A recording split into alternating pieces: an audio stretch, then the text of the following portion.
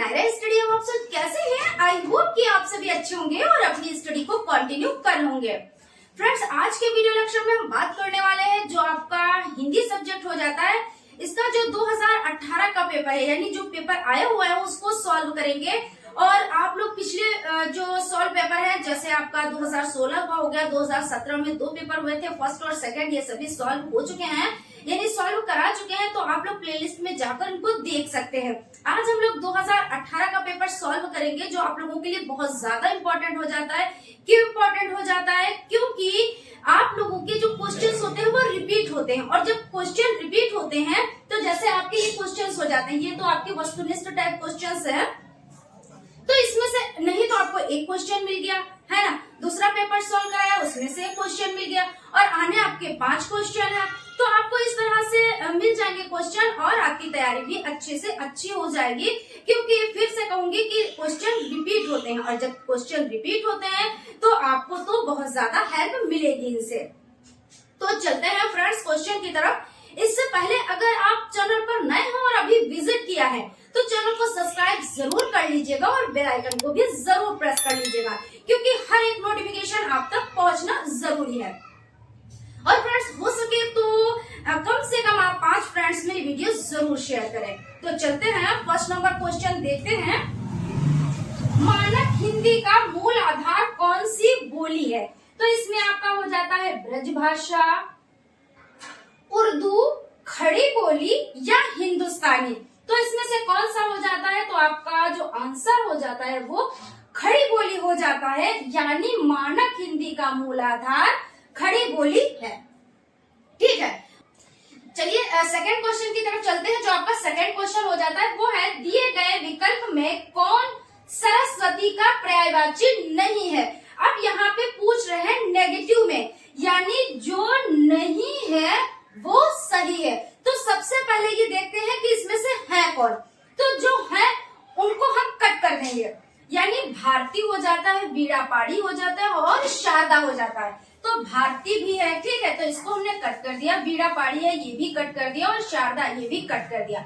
बचा कौन? भार्गवी। तो ये आपका हो जाता है कि दिए गए विकल्प में से कौन सरस्वती का पर्यायवाची नहीं है? तो भार्गवी आपका हो जाता है। ठीक है, ये आपका राइट आंसर है, यानी जो नहीं है वही सही है। भिक्षुक में प्रत्यय है, तो आपको पता है प्रत्यय ट्रिक भी बताइए कि पास से प्रत्यय, पास से पीछे क्या होता है? पास से प्रत्यय और पास से पीछे भी होता है। तो पीछे जो शब्द लगते हैं वो प्रत्यय कहलाते हैं। तो भिक्षुक, उक, देखिए ऐसे ही आपका निकल रहा है उक, और यहाँ पे ऑप्शन कौन कौन से है? उक हो जाता है, इक हो जाता है, अक हो जाता है और उत हो जाता है। तो ये तो होने से रहे है ना, भिक्षुक में भाई उक निकल रहा है, तो ये आपका राइट है। और इक और अक और उत ये तो होने से है। ठीक है, अब चलते हैं नेक्स्ट क्वेश्चन की तरफ। क्वेश्चन आपका है, लघु शब्द का विपरीतार्थक है। लघु मतलब क्या होता है? छोटा ही तो होता है ना, महान, विशाल, दीर्घ या उत्तम। तो लघु शब्द का विपरीतार्थक दीर्घ हो जाता है ना। तो इस तरह से आपका सा ऑप्शन राइट हो जाता है। और पूर्व और उत्तर के बीच की दिशा क्या कहलाती है? क्या कहलाती है? ऑप्शन देख लेते हैं।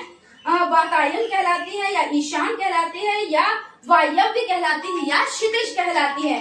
तो इसमें आपका हो जाता है पूर्व और उत्तर के बीच की दिशा ईशान कहलाती है। तो फ्रेंड्स, ये आपका ऑप्शन राइट हो जाता है। तो फ्रेंड्स, आप लोगों ने वस्तुनिष्ठ टाइप क्वेश्चन सॉल्व कर लिए हैं। आप जो आपके अति लघुत्तरीय टाइप क्वेश्चन और लघुत्तरीय टाइप क्वेश्चन है उसको कंप्लीट करेंगे, और आपका पेपर ये 2018 का सॉल्व हो जाएगा। नेक्स्ट क्लास में हम लोग 2019 का पेपर सॉल्व करेंगे। तो फ्रेंड्स, वीडियो में लास्ट तक बने रहिएगा और वीडियो को बिल्कुल भी स्किप ना कीजिएगा। चलिए फ्रेंड्स, स्टार्ट करते हैं। 2018 का जो पेपर है उसको सॉल्व कर लेते हैं। मानक हिंदी का मूल आधार कौन सी बोली है? ब्रजभाषा, उर्दू या खड़ी बोली या हिंदुस्तानी। तो इसमें आपका जो राइट आंसर हो जाता है वो खड़ी बोली हो जाता है, यानी कि सा ऑप्शन आपका राइट हो जाता है। दिए गए विकल्प में कौन सरस्वती का पर्यायवाची नहीं है? तो भारती, वीणा पाड़ी, शारदा, भार्गवी। तो इसमें देखिए भारती, वीणा पाड़ी और शारदा ये सभी हो जाते हैं, इसलिए ये गलत हो जाते हैं। और भार्गवी नहीं है, तो इसलिए ये आपका राइट आंसर हो जाता है। भिक्षुक में प्रत्यय है, तो प्रत्यय आप जानते हैं, प्रत्यय यानी पीछे, और उपसर्ग यानी आगे, तो उक यानी भिक्षुक उक होता है ना, तो इसलिए ये आपका जो आ ऑप्शन है वो राइट हो जाता है। और इसमें ऑप्शन भी पढ़ लेते हैं, उक, इक, अक, उत, तो उक हो जाता है। लघु शब्द का विपरीतार्थक है, तो महान, विशाल, दीर्घ, उत्तम। लघु मतलब होता है छोटा, है ना, और इसका उल्टा क्या हो जाता है, दीर्घ यानी बहुत बड़ा, है ना।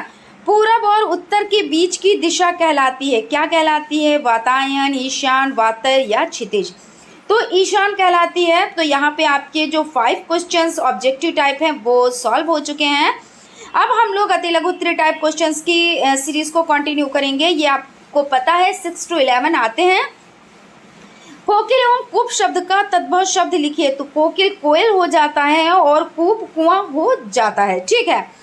प्रा और सा उपसर्ग लगाकर 2 शब्द लिखिए, तो प्रा उपसर्ग लगाकर तो प्रा में कार लगाए तो प्रकार हो जाए, प्रा में हार लगाए तो प्रहार हो जाता है। सा उपसर्ग सु प्लस गम तो सुगम हो जाता है, सु प्लस विचार तो सुविचार हो जाता है। उसके बाद 8 नंबर का क्वेश्चन आपका हो जाता है, समुद्र शब्द के 4 पर्यायवाची शब्द लिखिए, तो समुद्र शब्द के 4 पर्यायवाची शब्द सागर, रत्नाकर, जलधि, अरोत ये हो जाते हैं, ठीक है। उसके बाद नेक्स्ट क्वेश्चन हो जाता है, एक दंत एवं नीलकमल में प्रयुक्त समास के नाम बताएं, तो एक दंत यानी दिग्गु समास, जिसमें 1, 2, 3 यानी संख्या हो, पहला पद कैसा हो तो संख्यावाचक हो, तो वो आपका कौन सा हो जाता है, तो दिग्गु समास हो जाता है। जैसे त्रिलोचन, है ना, एक दंत, इस तरह से जिसमें भी शब्द आए यानी जिसमें भी पहले अंक आए वो। नीलकमल कर्म धारण समास हो जाता है, नीलकमल में कौन सा हो जाता है तो कर्मधारय समास हो जाता है। उसके बाद चलता है नेक्स्ट क्वेश्चन की तरफ। क्वेश्चन आपका हो जाता है, यहाँ पे देख लेते हैं, लघुत्तरीय टाइप क्वेश्चंस देखेंगे हम। तो इसमें सबसे पहला जो क्वेश्चन है, संयुक्त वाक्य किसे कहते हैं, उदाहरण सहित लिखिए, तो संयुक्त वाक्य समझ लेते हैं ये आपके कौन से हो जाते हैं, तो लघुत्तरीय टाइप क्वेश्चंस हो जाते हैं। संयुक्त वाक्य वो वाक्य जिसमें एक से अधिक उपवाक्य हो और ये उपवाक्य लेकिन, किंतु, परंतु, और, वे, यद्यपि, तथापि आदि से जुड़े हों। जैसे आंधी चल रही है और सड़कों पर धूल उड़ रही है, यानी और से जुड़ा हुआ है। तो संयुक्त माने संयुक्त भाई जोड़ना, जुड़ गया, और से, क्यों से, लेकिन से, परंतु से, इनसे जुड़ गया। मोहन सो रहा है लेकिन उसका भाई बीमार है, या मोहन सो रहा है लेकिन उसका भाई जाग रहा है। इस तरह से मैन यहाँ पे क्या है, और, लेकिन, तथापि, यद्यपि ये हैं, तो संयुक्त वाक्य की ये पहचान हो जाती है। अथवा आप ऐसे कह सकते हैं, संयुक्त वाक्य 2 या अधिक स्वतंत्र उपवाक्यों से मिलकर निर्मित होता है जो आपस में किसी संयोजक से मिलते हैं, ठीक है। उसके बाद नेक्स्ट क्वेश्चन आपका हो जाता है, किसी एक राष्ट्रीय पर्वों पर 4 पंक्तियां लिखिए। तो आपको क्या करना है कि राष्ट्रीय पर्वों पर आपको 4 पंक्तियां लिखनी है, तो आप आराम से अच्छे से लिख सकते हैं। ऐसा नहीं है, ज़रूरी नहीं है जो यहाँ पे लिखा हुआ है वही आप लिखें, आप अपने लफ्ज़ों में लिख सकते हैं, लेकिन यहाँ पे हम पढ़े देते हैं, आपको समझाया देते हैं, प्लस आप अपने अकॉर्डिंग भी लिख सकते हैं। निबंध का मतलब ये होता है अपने शब्दों में आपको जैसे आता हो, जैसे आपको आसान लगे, ठीक है।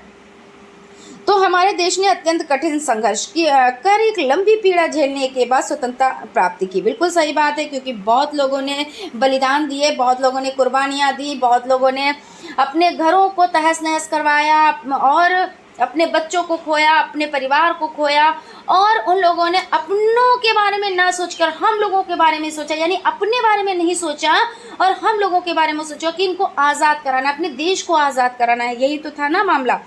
निसंदेह हमें इस दिन के उल्लास सहित मनाने का अधिकार है। 15 अगस्त हमारे देश का राष्ट्रीय पर्व है, जो स्वतंत्रता दिवस के रूप में मनाया जाता है। हम अभी ना भूलें कि हमारा कर्तव्य अब सिर्फ झंडा फहराना और राष्ट्रीय गीत गाना ही नहीं रह गया है। हमें अभी अनेक बंधनों से स्वतंत्र होना है और इसके लिए लंबा संघर्ष करते हुए देश की प्रगति के सोपानों पर आगे बढ़ाते जाना है। तो बिल्कुल सही है, और आप ऐसे भी लिख सकते हैं, आज का एक स्वतंत्रता का युग है, हम सभी स्वतंत्र होकर जीना चाहते हैं, है ना।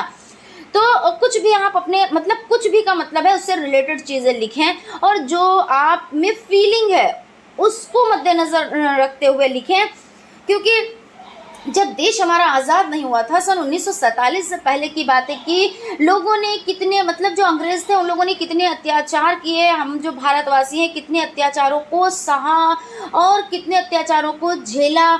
और क्या हुआ, कुछ नरम दल के लोग थे, कुछ गरम दल के लोग थे, कुछ नरमी से पेश आते थे, कुछ गर्मी से पेश आते थे, लेकिन सबका मेन मकसद क्या था, एक ही मकसद था कि हम देश को किसी तरह से आज़ाद कराएं।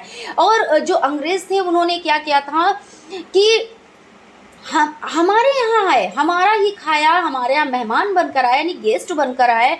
पहले जब कहते नहीं कि गेस्ट आता है, अंदर एंट्री करता है तो आपसे इजाज़त लेता है, यहाँ तक एक गिलास पानी भी पीना होता है तो इजाज़त लेके या आपसे मांग के पीता है। वही अंग्रेज़ों ने भी किया कि आए, उसके बाद में जो भी काम स्टार्ट करना होता था तो वो उसमें अनुमति मांगते थे, आज्ञा मांगते थे, और कोई भी काम हो जाने पर गिफ्ट देते थे, मतलब खुश करने के लिए। जो इस तरह से मतलब सभी का एक मिजाज होता है, लेकिन ये उनके अंदर की भावना जो थी वो बहुत ख़राब थी कि उनको यही करना था कि हमारा देश है, सोने की चिड़िया है और इस चिड़िया को लेकर उड़ जाना है, यही तो था ना। और हम लोग यहाँ के भारतवासी सीधे साधे जो समझ नहीं पाए कि हमारे यहाँ ये आएंगे, आए हैं, हमारे यहाँ खाएंगे और हमारा ही लेकर जाएंगे, ठीक है। और उसके बाद इन लोगों ने क्या कहा कि जो है यहाँ ये गरीबी है, यहाँ संस्कार नहीं है, यहाँ के लोग जाहिल हैं, यहाँ के लोग अनपढ़ हैं। तो बुराई किसकी होती है, जो तारीफ़ के लायक होता है, क्योंकि हमारा देश सोने की चिड़िया था, यहाँ के संस्कार, यहाँ के हर एक चीज़ सुप्रसिद्ध है। और उसी चीज़ को उन्होंने बुरा कहा, फूट डालो शासन करो की नीति अपनाई। नीति अपनाने के बाद उन्होंने क्या कहा, जब कहा नहीं किसी घर को तोड़ना होता है तो उनके जो सदस्य रह रहे होते, मान लीजिए 4 जन 5 जन कुछ भी रह रहे होते, तो उनमें फूट डाल दी जाती है। फूट डालने के बाद आप अपना मकसद हल कर सकते हैं, यही तो होता है ना। तो उनने क्या किया कि मकसद को हल करने के लिए फूट डालो शासन करो की नीति अपनाई और सारी चीज़ों पर कब्जा कर लिया। हम लोगों को क्या किया, गुलाम बना लिया। जो भारतवासी हैं उनको क्या क्या गुलाम बना लिया। और उसके बाद भाई आप चालाक हो, आप हमारे घर पर आकर रह रहे हो, तो आप इतने अक्लमंद हो, और हमारा ही घर है तो हमारे में कोई अकल नहीं है। बहुत अकल है, क्यों नहीं है भाई, हमको भी आज़ाद कराना है अपना देश। तो फिर हमने क्या किया, यानी जो भारतवासी थे उनने क्या किया कि देश को आज़ाद कराने के लिए फिर अपनी जान की बाजी लगा दी, और लास्ट में क्या हुआ, देश को आज़ाद ही करा लिया, है ना। हालांकि काफ़ी लेंदी हो गया, 4 लाइनें 5 लाइनें अपने लफ्ज़ों में लिखना, निबंध लिखना, किसी भी तरीके से कोई भी क्वेश्चन आ जाए आप आराम से इसको लिख सकते हैं, अच्छे से हेडिंग डाल के लिख सकते हैं। अगर 4 लाइनें पूछे तो आप 4 ही लाइन लिखो, और जैसा टाइम हो उसके अकॉर्डिंग आप वर्क करो, ठीक है।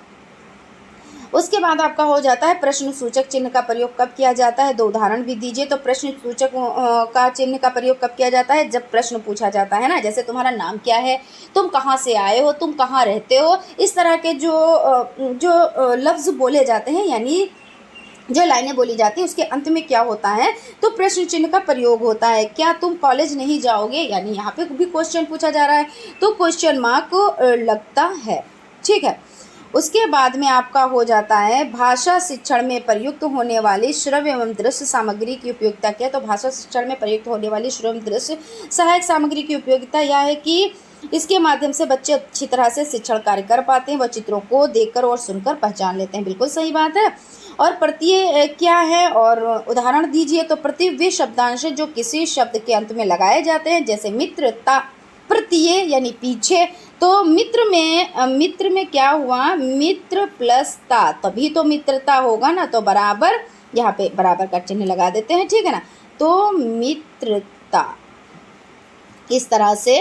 और पहलवान में क्या लगा, तो वान, पहल प्लस वान, पहल, और यहाँ पे प्लस और वान, तो क्या हो गया, बराबर पहलवान हो गया, ठीक है ना। उसके बाद चलता है नेक्स्ट क्वेश्चन की तरफ। आपका हो जाता है वियोग श्रृंगार का एक उदाहरण दीजिए। तो वियोग श्रृंगार का एक उदाहरण हो जाता है गोपी ग्वाल गाई को सुत सब अति ही दीन विचारे, सूरदास प्रभु बिनु यो देखियल चंद बिना त्यो तारे। अब नेक्स्ट क्वेश्चन हो जाता है क्रिया किसे कहते हैं, इसके 2 उदाहरण लिखिए। तो वे शब्द जिनसे किसी कार्य का होना या कारण पाया जाए वो क्रिया कहलाते हैं। जैसे वो आदमी है, वो पाठ पढ़ती है, शब्द से होने का बोध है, पढ़ती है, शब्द में पढ़ने का बोध होता है, अतः वे शब्द क्रिया शब्द हो जाते हैं। तो इस तरह से फ्रेंड्स आपका 2018 का पेपर सॉल्व हो चुका है। आई होप आप लोगों को चीज़ें समझ में आई होंगी। अगर फ्रेंड्स चीज़ें समझ में आई तो एक लाइक ज़रूर कीजिएगा, और अगर अभी तक आप लोगों ने चैनल को सब्सक्राइब नहीं किया है तो प्लीज़ सब्सक्राइब भी ज़रूर कर लीजिएगा, क्योंकि हर एक चीज़ आप लोगों के लिए इंपॉर्टेंट हो जाती है, और इंपॉर्टेंट चीज़ें पाने के लिए तो सब्सक्राइब करना ही रहता है। और फ्रेंड्स हो सके तो अपने 5 फ्रेंड्स में भी वीडियो ज़रूर शेयर कीजिएगा, क्योंकि क्या होता है, अपना भला हो वो बहुत अच्छी बात है, लेकिन अपने भले के साथ दूसरों का भी भला होना चाहिए। तो फ्रेंड्स मिलते हैं नेक्स्ट क्लास में। Thank you.